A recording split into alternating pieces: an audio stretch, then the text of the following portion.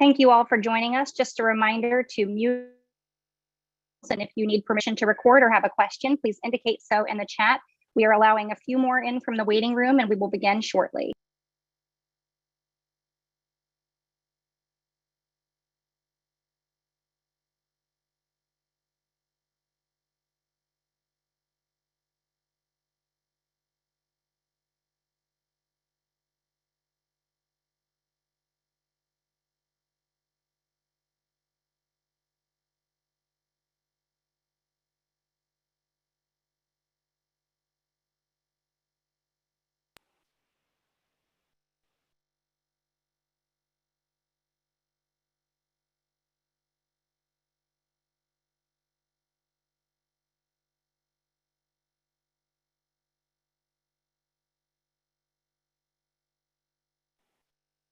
All right, thank you all for joining us. Dr. Vanderhoff, I believe we are ready to begin. All right, thank you. Well, good afternoon. I'm Dr. Bruce Vanderhoff, Director of the Ohio Department of Health. And once again, I'd like to thank you for joining us today. As you've probably heard, this morning, the White House outlined a plan to offer booster doses of the two mRNA vaccines, Moderna and Pfizer, to fully vaccinated adults 18 and older, 8 months after their second dose of vaccine. They anticipate this will begin on September 20th for those Americans who received the first doses of the mRNA vaccines in the winter, including older Ohioans, those in long-term care facilities and healthcare workers. It's important to note, however, that this plan is still subject to the FDA's independent evaluation and determination of the safety and effectiveness of a booster dose, as well as the CDC's Advisory Committee on Immunization Practices issuing booster dose recommendations based on their thorough review of the evidence.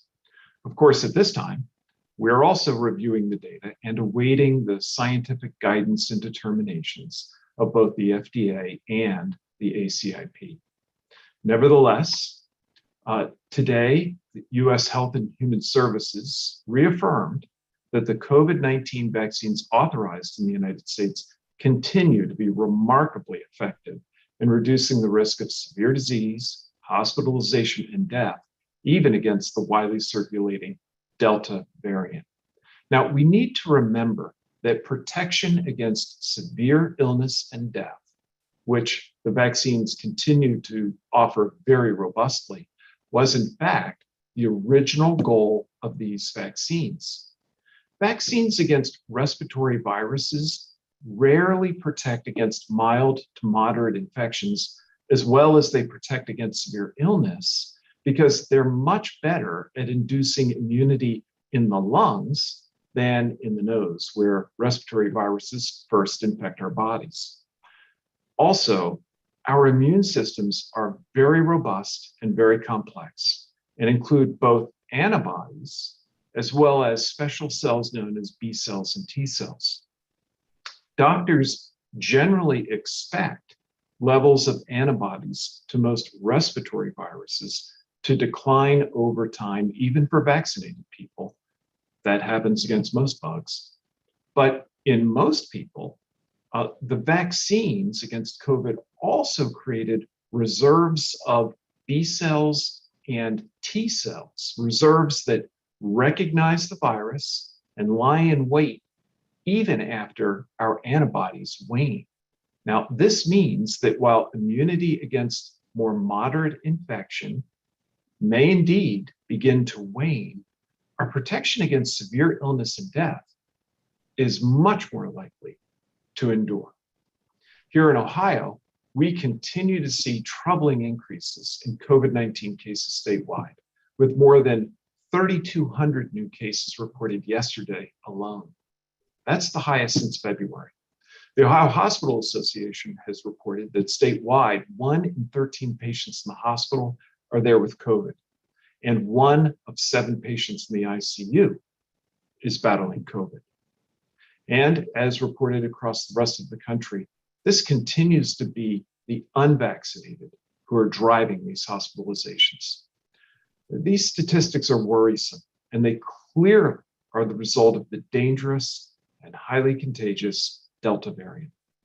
Although we still have hospital beds and ventilators available for patients, as well as those facing other illnesses, the rapid spread of the threatening Delta variant statewide, especially in the context of our hospitals being very busy caring for patients with other serious conditions, brings heightened concern as reports continue to reach us from other states that hospitals there are beginning to turn away elective procedures and are even seeking to move patients to beds out of state. And of course, Ohio students are now preparing to go back to school, which adds additional concern about what impact that will have on our current trends.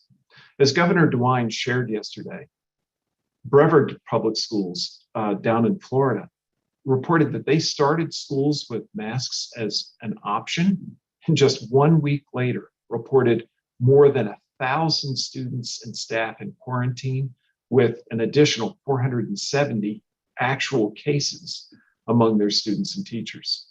And when South Carolina's largest school district in Pickens County reopened without a mask requirement, in just 9 days, the COVID cases spread exponentially, with 168 students testing positive for COVID-19 and another 568 students and staff landing in quarantine. And they have shifted now, unfortunately, to a temporary virtual learning. And we don't want that to happen here in Ohio. Our goal is to keep our K through 12 students in school in person 5 days a week. In-person learning, we know, is very important for the cognitive, social, and emotional development of our children. And it can be conducted safely, even in the face of COVID-19, particularly when our schools are able to employ the layered prevention strategies, which include masking, social distancing, good ventilation, and good hygiene practices, along with vaccination of our eligible people. Last spring, these practices created a very safe environment in our schools. When school districts implement these same layered prevention strategies across the state, we're confident it will enable uninterrupted academic experiences as well as extracurricular activities for Ohio students. In fact, our K through 12 quarantine guidance is built around these layered prevention strategies.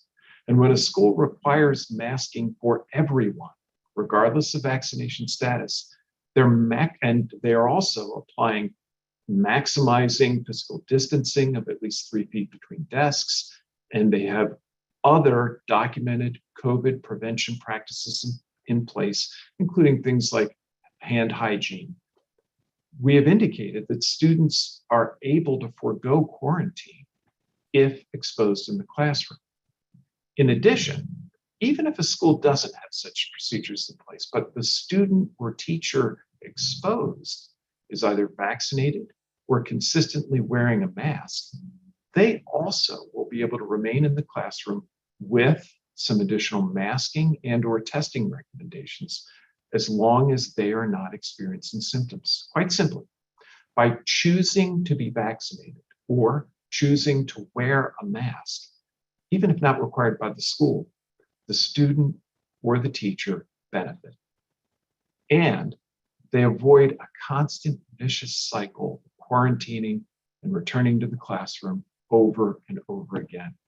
So adopting layered prevention measures in schools now will help ensure that our students can learn in person as much as possible this year and keep our students participating in extracurricular activities.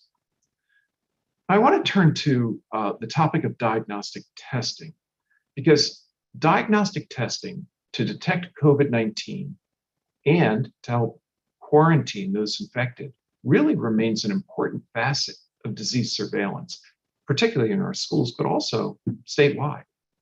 It's important to understand that testing is a little different this year when it combined with some of our preventive measures, was one of the only tools that we had in our arsenal to fight COVID-19 last year. This year, the most important thing we can do to fight COVID-19 is actually to get a vaccine. But today, testing still plays an important role given the number of people who are unvaccinated, including those under 12 who aren't even yet eligible, and the 65% of Ohioans ages 12 to 17 who also aren't yet vaccinated, and the potential for these individuals to become infected with and spread the Delta variant. Now, one of the questions people often ask is, when should I get tested?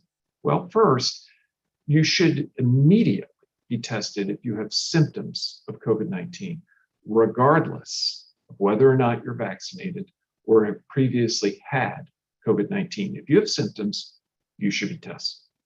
Or if you were in close contact with someone who had COVID-19, you should really be tested about 3 to 5 days after that contact.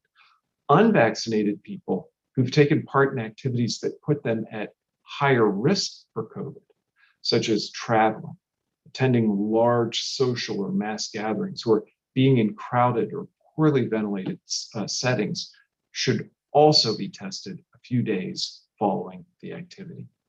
As a precaution, people may also want to consider getting tested before they go to a wedding or a large event, or before visiting a vulnerable loved one.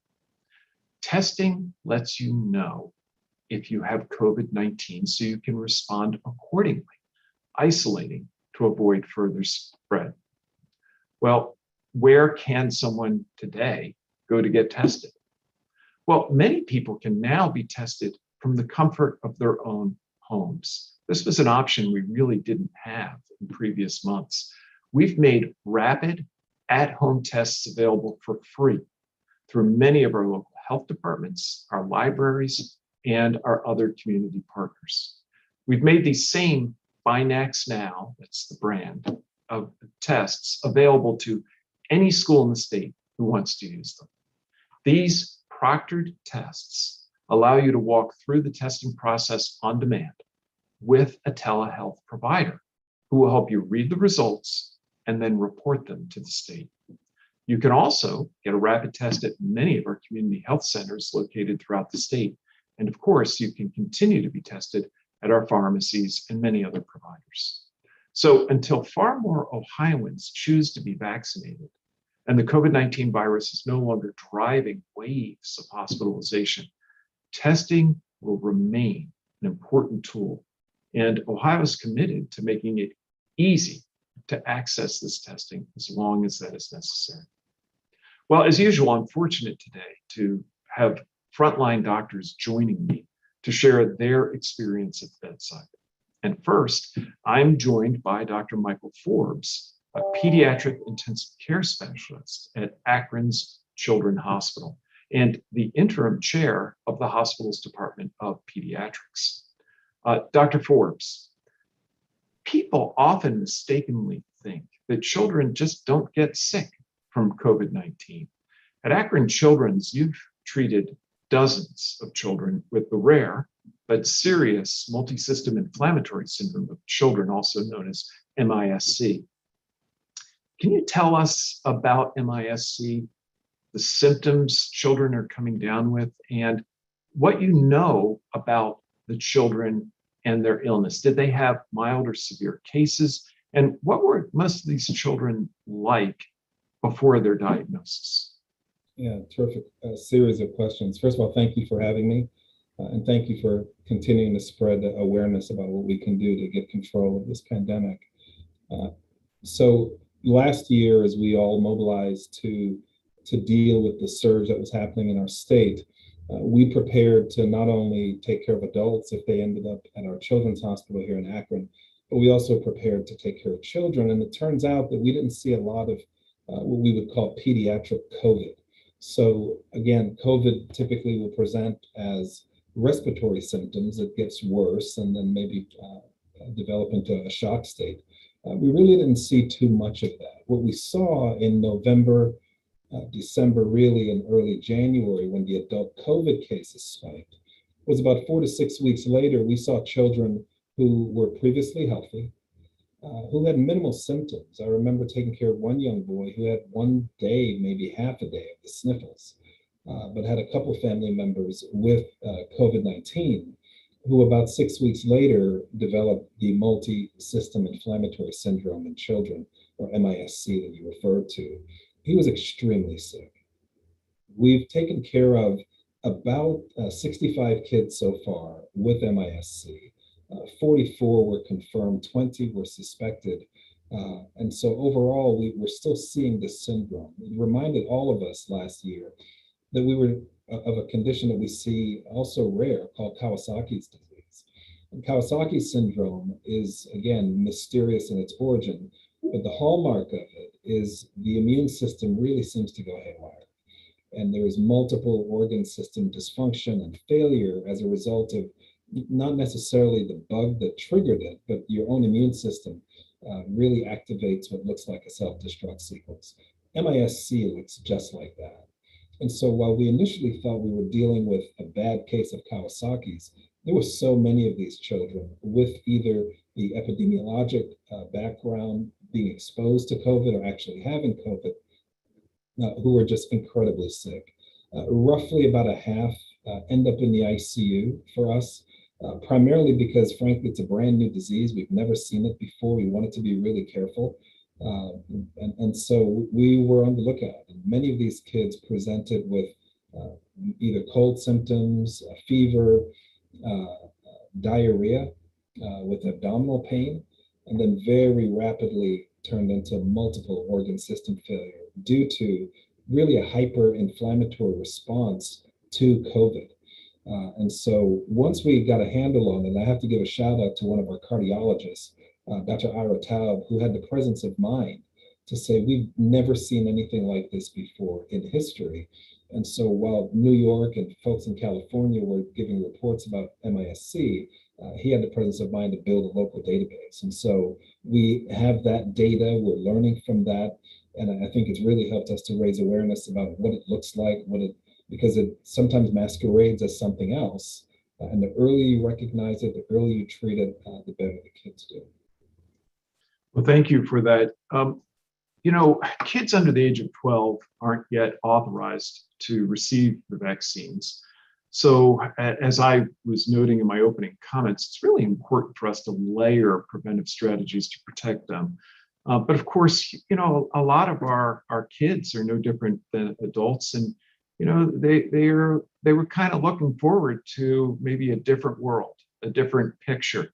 As children head back to school, what are your recommendations to families about what they can do to best protect their children? Sure, great question. I think I would only echo what you said in your opening statements. In healthcare, one of the principles we go by is to prevent what's preventable, right? We do understand that diseases happen and that things can happen to people kind of like a lightning strike. But we prevent what's preventable. And I think we understand enough now about the propagation of the disease, the spread of the disease, and frankly, how to prevent the disease. And so I agree with what you said earlier in the opening statement. If you're 12 and above, you should be vaccinated. We have a highly effective, safe vaccine that has been very publicly evaluated, certainly seen and evaluated by any scientist who's careful enough to take a look at that data. We have a great vaccine. In addition to the vaccine, I think wearing the masks and choosing to wear the mask. Again, I like the way you opened up the discussion. I think choosing to wear the mask pretty much all the time, if you can, choosing to get the vaccine. We're in another phase of the pandemic now, where last year it was something we had never seen before. This year, frankly, it's something we can spread or something we can contain. And I think we have an opportunity as kids go back to school, knowing that there will be much more interaction. If you're eligible for the vaccine, please get the vaccine and wear a mask.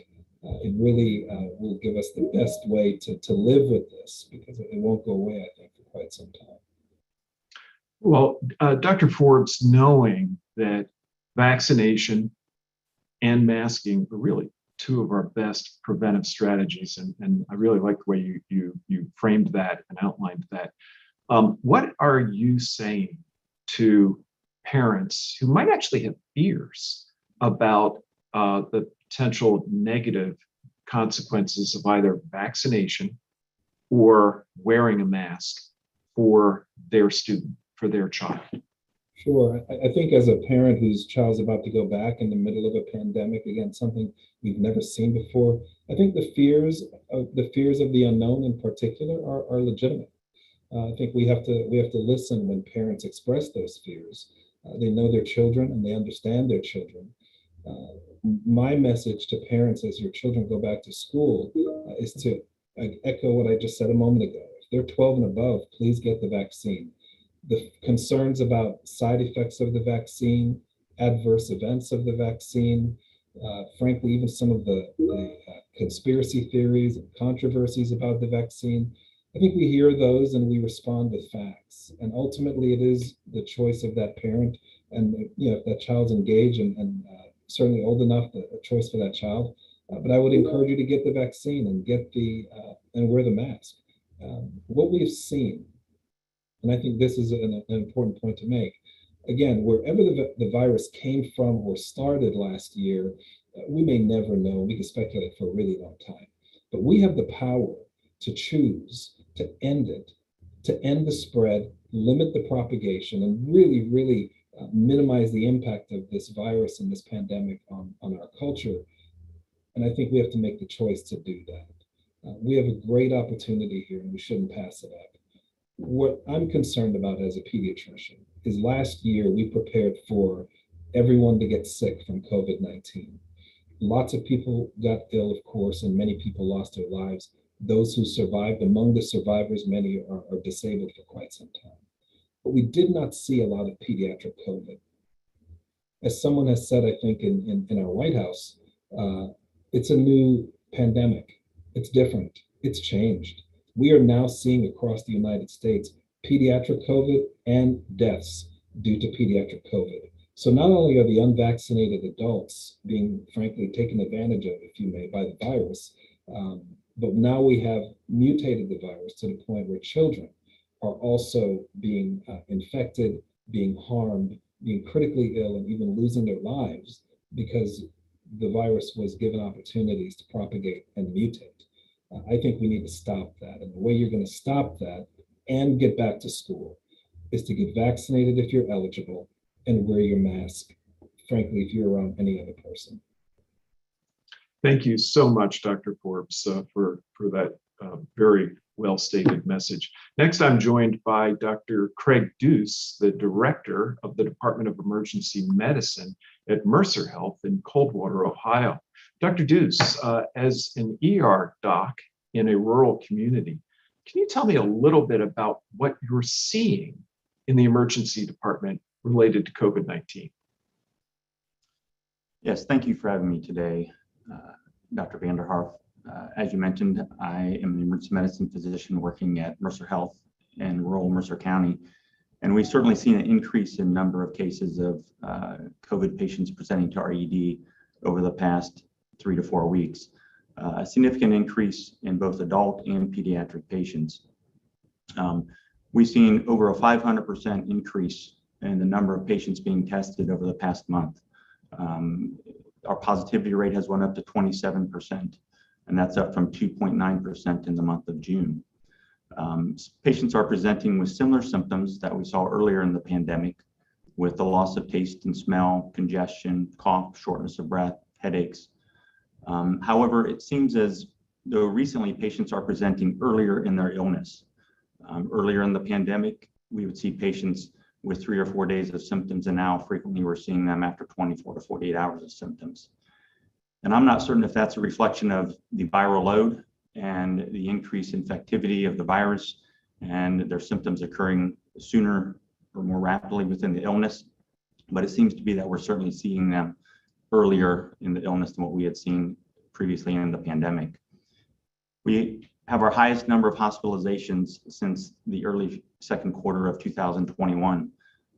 In June, we went several weeks without any inpatient COVID patients. And now we're seeing at least 3 to 4 patients per day for inpatient care.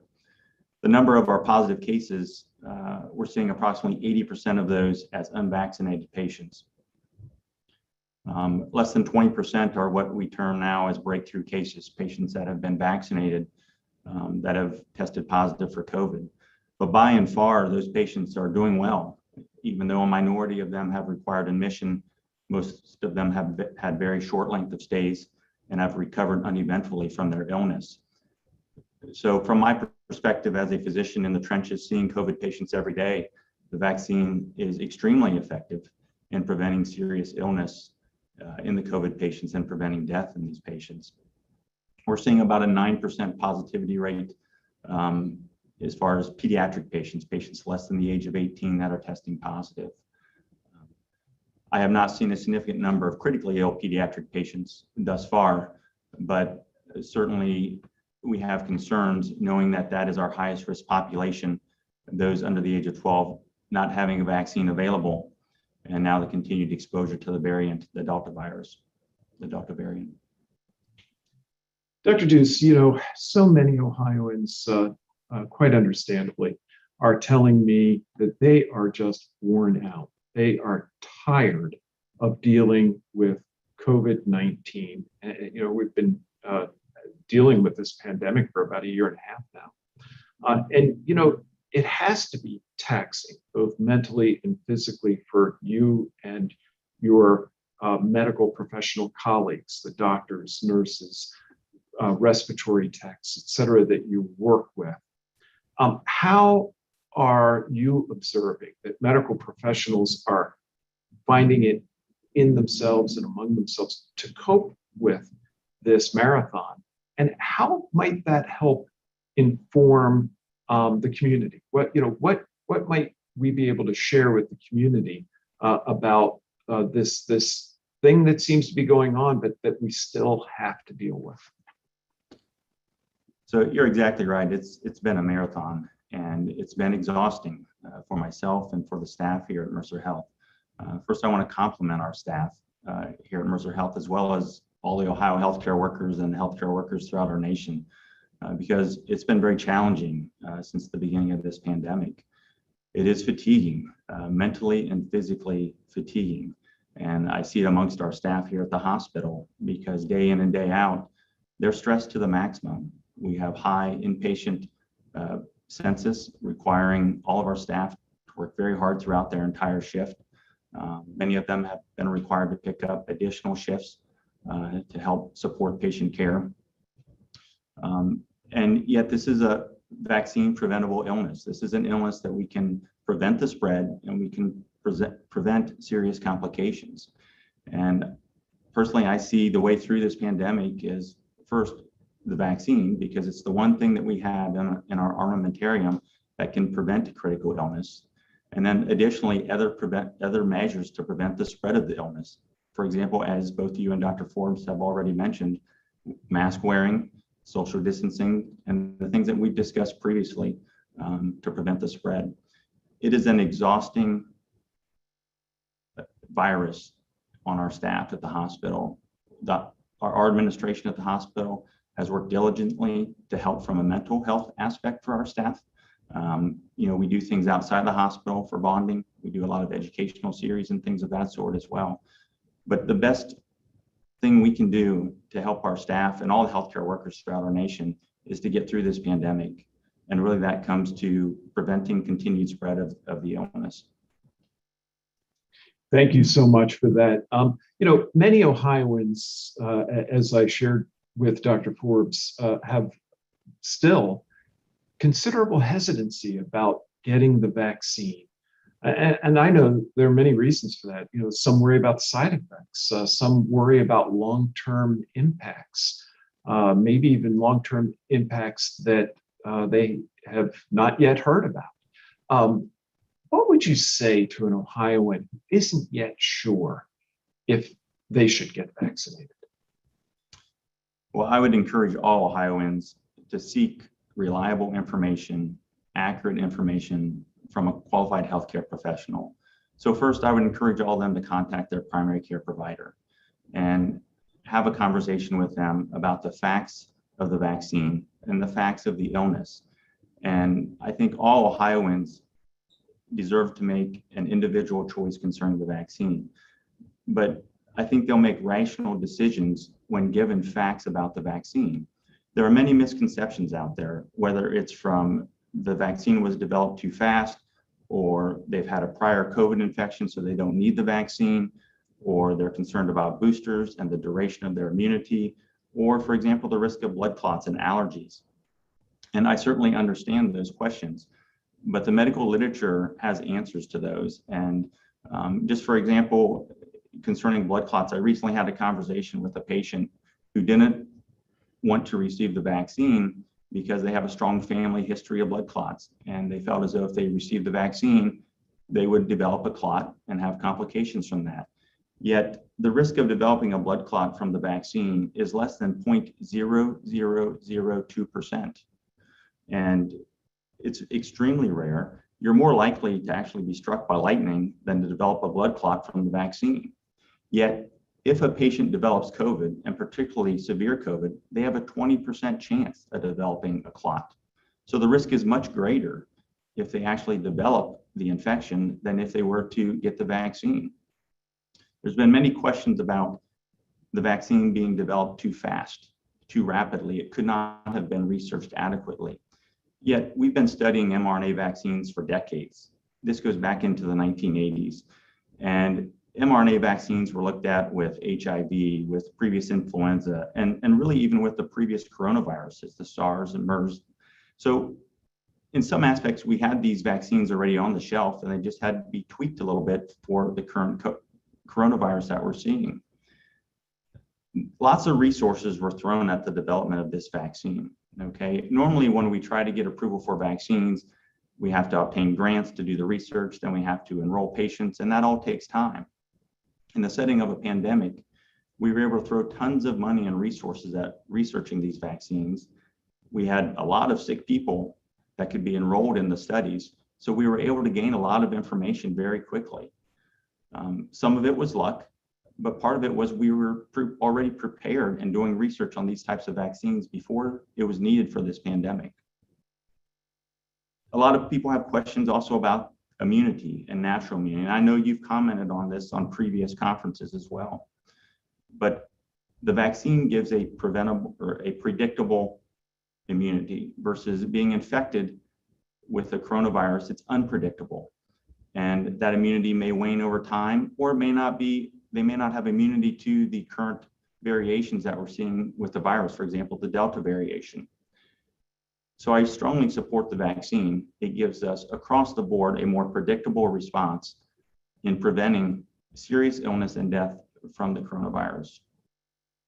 I would really encourage everyone to seek factual information from their healthcare provider and make an informed decision.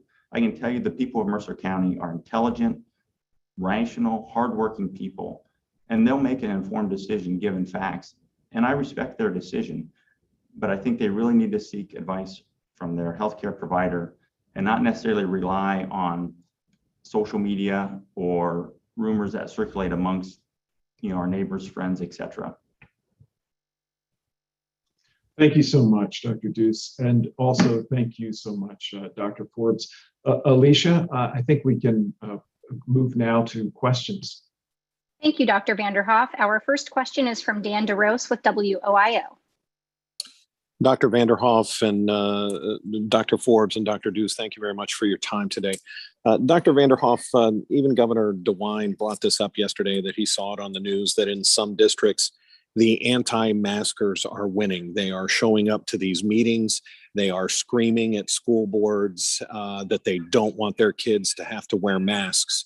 With that in mind, do you think that it is only inevitable that what is happening in Florida, what is happening in South Carolina, what is happening in Louisiana in their schools, it is inevitable to happen here in Ohio? And is that your biggest fear? Well, I'll tell you, I think that we can all agree that we all would like to see our students be able to have a successful launch to this school year. I don't think anybody in Ohio really wants to see children getting sick and having to miss school children having to miss out on participating in their sport or their other extracurriculars such as band. But that's going to be, as you're pointing out, inevitable if we don't take the lessons that we are seeing from other parts of the country that are ahead of us on this COVID wave and have experienced just that. Schools that have begun the school year without much in the way of protection against the Delta variant of COVID-19. And Delta has spoken very loudly and made it very clear that, look, Delta acts almost like it views the unvaccinated like a magnet.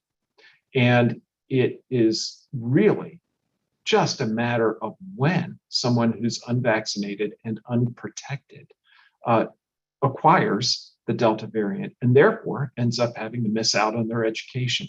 So, we've had over the course of the past few days, I think, some wonderful dialogue with community leaders, with leaders of schools, with people in the public health community around this call to action, this call to put the education of our students first. And I've actually been gratified by how much of a response that people have voiced. I'm increasingly hopeful we're going to see more and more schools looking and saying, we are in the middle of a Delta surge. Let's put some protections in place, at least during that surge, protections that we can back away from it. Things are getting better. But I do feel bad for those schools and those students in those schools that won't have the benefit of those protections, both because we're going to have some kids who need not have gotten severely ill who do, and we're going to have a lot of kids who need not have missed out on in-person education and those wonderful and important extracurricular experiences that so often make up so much of our development and our fond memories of having been in school. So I'll turn to my colleagues, Drs. Forbes and Deuce. Dr. Forbes is a pediatrician. Maybe you could go first. Sure, thank you for that, and thanks for the question. I think that I hope it's not inevitable. But as I've said to some of my colleagues recently, last spring, when we learned about what was happening in Washington State, I remember thinking to myself, boy, it really stinks to be in Seattle, knowing full well that it's a pandemic, and pandemic means it's a pandemic. It's going to be everywhere. And then when it happened in New York City, we thought, wow, really, really stinks to be in New York. And before we knew it, it was everywhere. So I want to believe that at this point, a year and a half into this, we'll stop saying, boy, it really stinks to be in Atlanta. Boy, Nashville's having it rough, aren't they? We don't want that in Ohio. And so I think we have an opportunity right now to make sure it doesn't happen here. It may be too late, I don't know, but I want to believe that we have an opportunity right now, this crease, to get vaccinated before school starts if you're eligible, and wear your mask. And again, it's a choice, and I understand. I think Dr. Deuce very eloquently made it clear. We believe in the intelligence of Ohioans. We believe that you will make the right choice. We also are well aware that many Ohioans have been inundated with misinformation. And so I think we have an opportunity here so that, the other state doesn't look at Ohio and say, boy, it's tough to be in Ohio right now. I think we have an opportunity to stop the train. I really do. And I think if we do the basic public health measures, as Dr. Deuce alluded to, that have gotten us here, half of us are vaccinated, we can do better. Let's do that. We have a choice to do that right now and make a difference for our kids.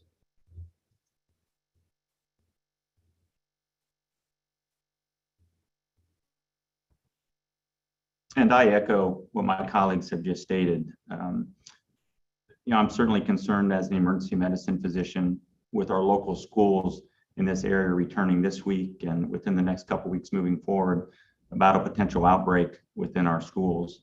Many of our schools in this area have elected not to mask at this time or mandate a mask. And knowing that that's our highest risk population and many of them have been unvaccinated, definitely under the age of 12, there could be an outbreak and it could ravage through our community very quickly. As a clinician in a small rural hospital, our capacity could be overrun rapidly. And then we rely on tertiary care centers like Akron Children's, where Dr. Forbes is at. I can only encourage everyone to get vaccinated that's eligible for vaccine. And if you aren't eligible, do everything you can to prevent the spread of this illness. Again, it's a preventable illness, and we need to do everything we can to get out of this pandemic and prevent any additional spread throughout our schools. We need our children to be in schools academically. We need them to be there for mental health reasons and physical health reasons. And the best way to keep our children in school is to prevent the spread of this illness. Thank you, doctors. Our next question is from Jim Province with The Blade. Hello, doctors. Dr. Vanderhoff, do we expect the boosters to be the same versions of the vaccine that we've already been using, or a variation in the future that might target Delta better? And also, are we going to have to do this every 8 months? Well, those are three excellent questions, and I'll try to hit them briefly.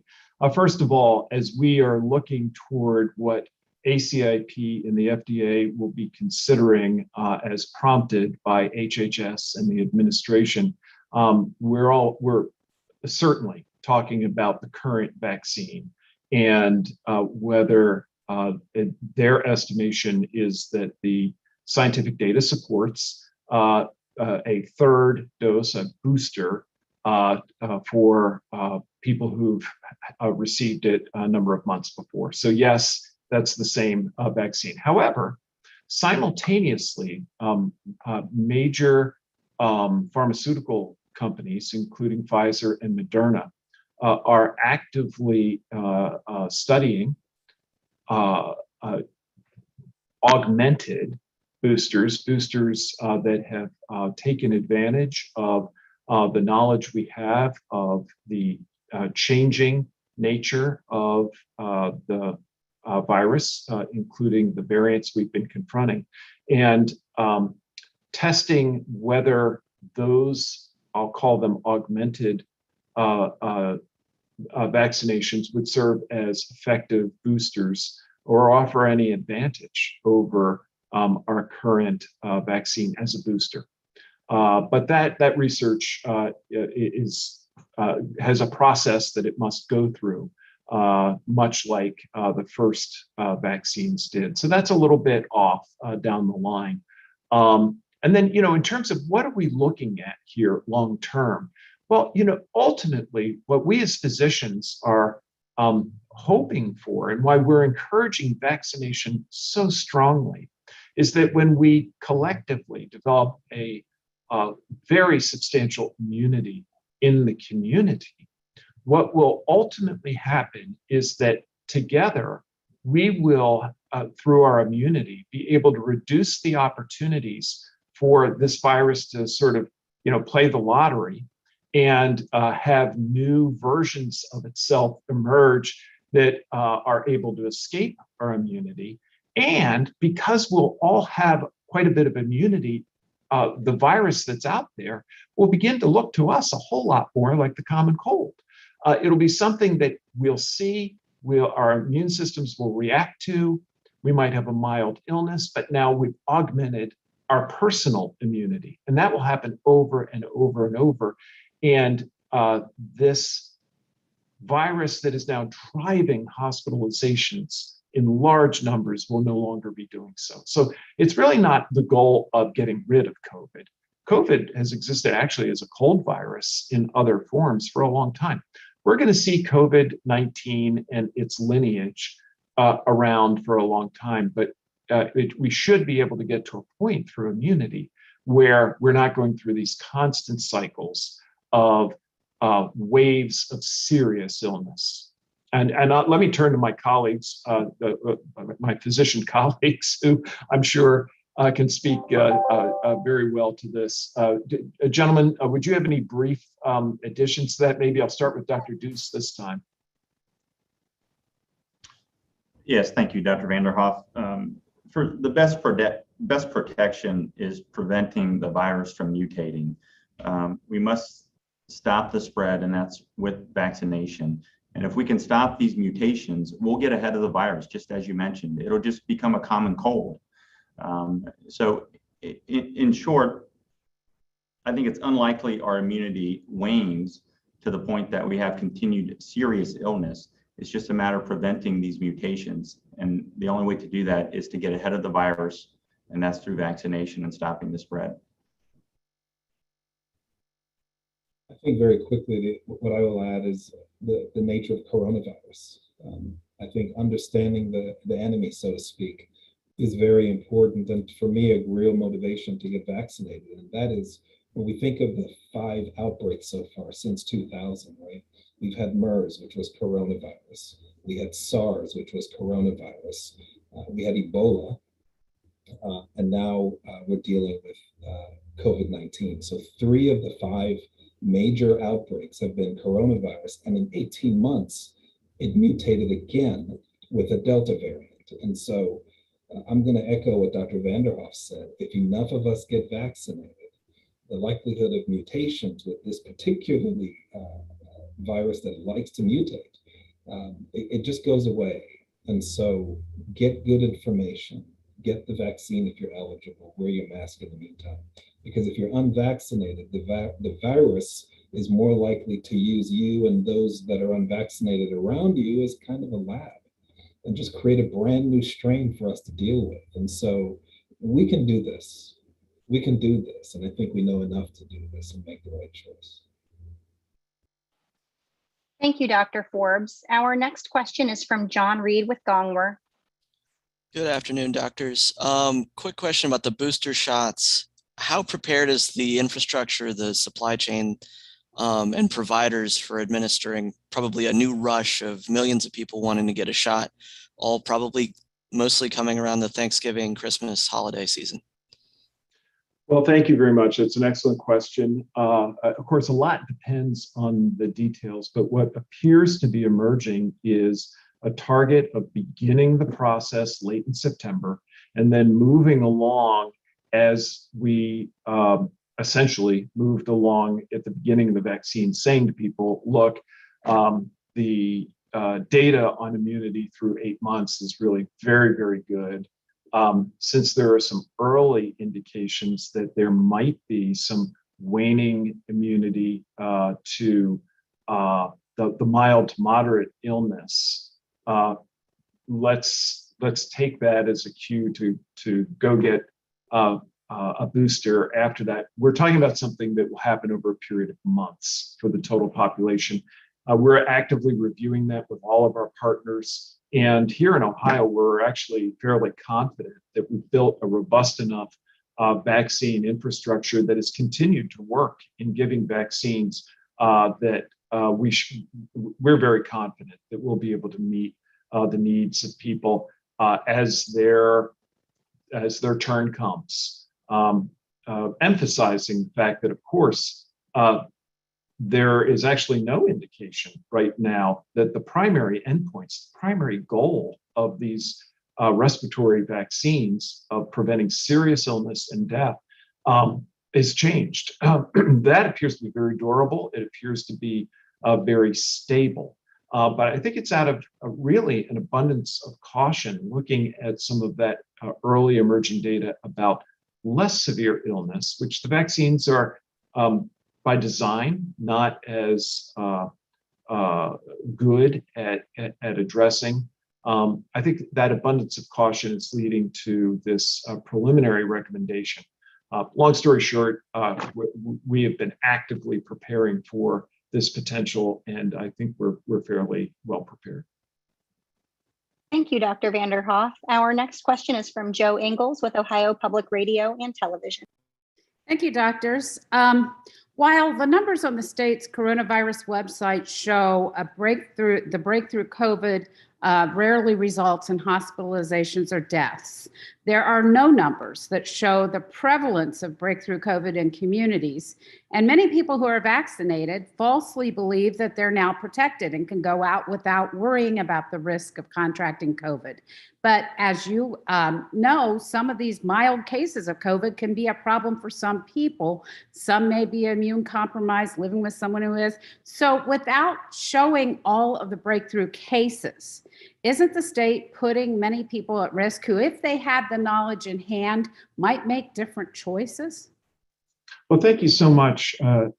It's, of course, a question we've addressed now a number of times, but I'll reiterate what I've said before.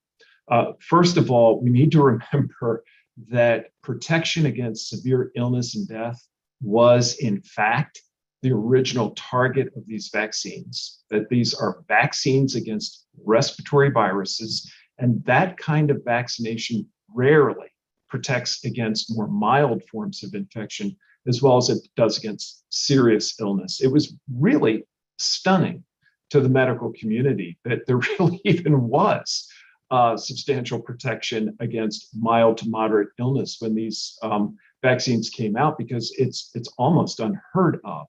But it's really a testament to how good these vaccines are that that's even a part of the picture.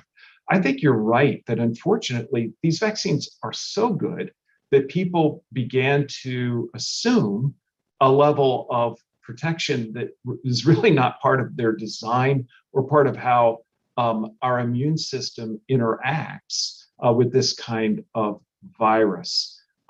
However, having said that, there are also problems with how to collect good and reliable information about those lower levels of infection. And much of the information that we have is actually coming from targeted medical studies, where they have people enrolled in those, or they're working through healthcare providers who are able to directly gather that information.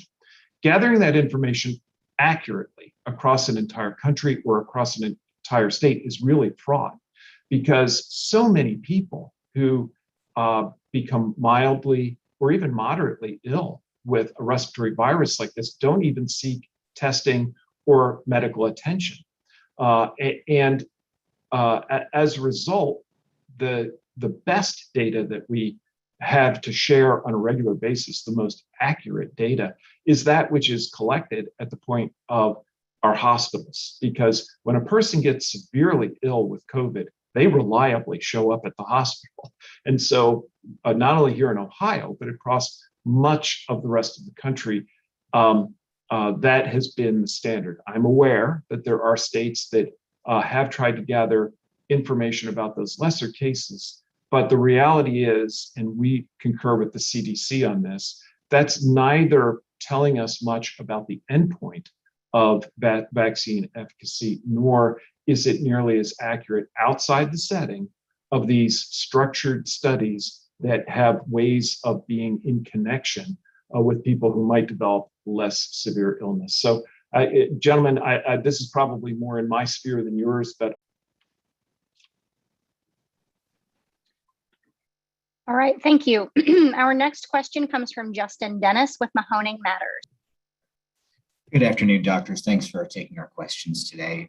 Here in the Mahoning Valley, recently had a Friday school football game canceled because of team members who contracted COVID. When you take Delta into account for this upcoming school year, how is the guidance for sports extracurriculars different now? What should people putting on these programs be thinking about? Well, I would say that the school's guidance that we've provided, along with the quarantine guidance, really is where people should be turning their attention. And, you know, our guidance has continued to be that in extending this to the extracurricular environment, whenever it is reasonable and safe for those participating in the extracurriculars, that they too use these layered prevention strategies, including masking. You know, the ideal environment would be for everyone in these extracurricular environments and these sport environments to be fully vaccinated. Because if both teams were fully vaccinated, even mild illness that a small number of them might develop really would be of minimal consequence to the other team members. We would be getting closer to that kind of substantial community immunity that my colleagues and I were referencing earlier. So, I think that's my perspective. Again, I'll turn to my colleagues, Drs. Forbes and Deuce, to see if they would want to add anything. Maybe Dr. Forbes, would you want to lead?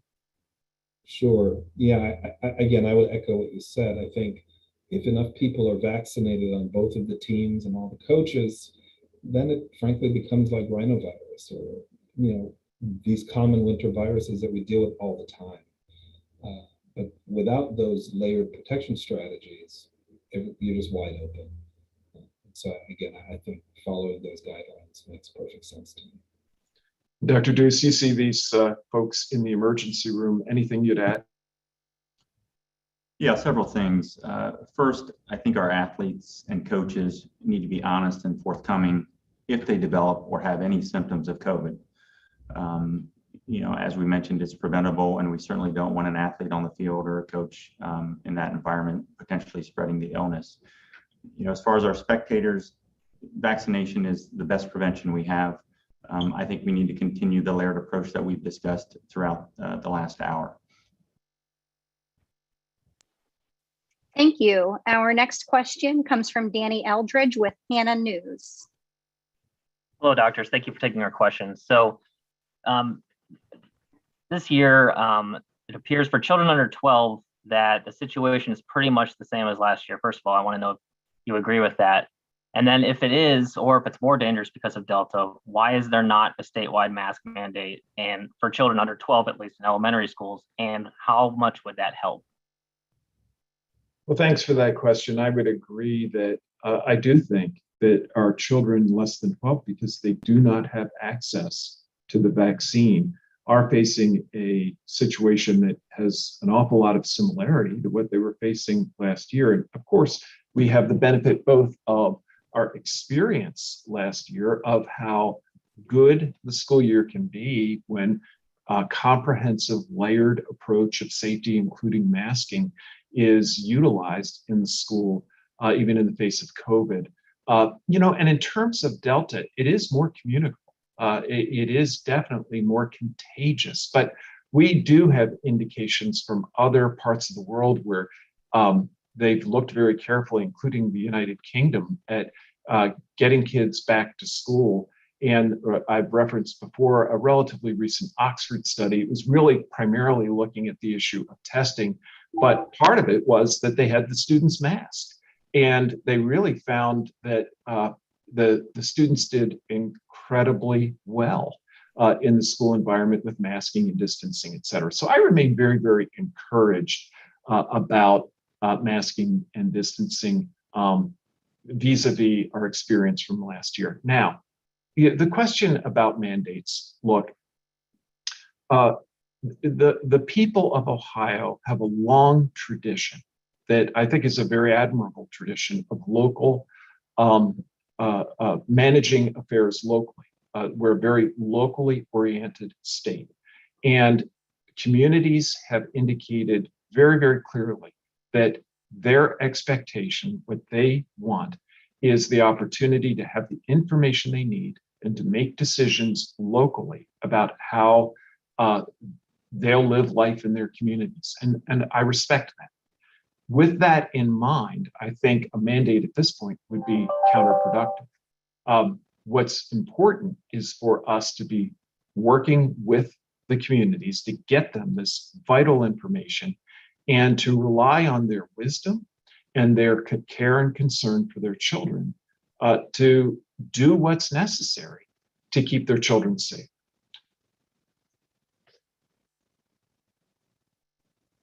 Thank you very much, Dr. Vanderhoff. It is now 2 p.m. and I believe that's all the time we have today. If you'd like to share any final remarks. Well, first, again, I'd like to express my sincere thanks to both Dr. Deuce and Dr. Forbes.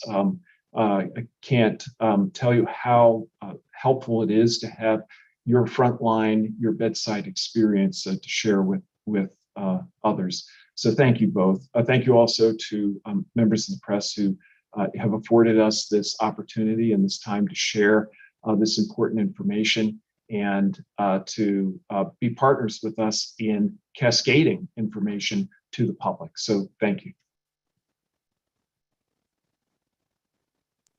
Thank you very much and have a nice day. Thank you. Thank you.